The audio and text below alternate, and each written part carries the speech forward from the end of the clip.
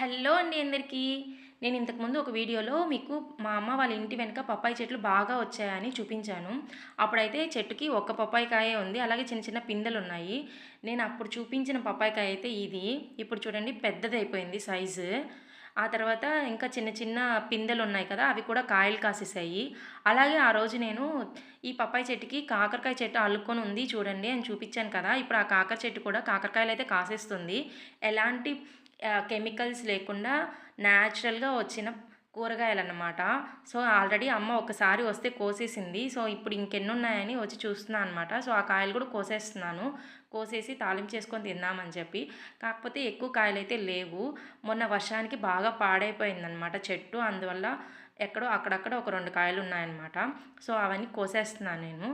ఇలా న్యాచురల్‌గా పండే కూరగాయలు తింటే మనకి హెల్త్‌కి చాలా మంచిది. ఈ వీడియోకి ఇంతే. Bye bye.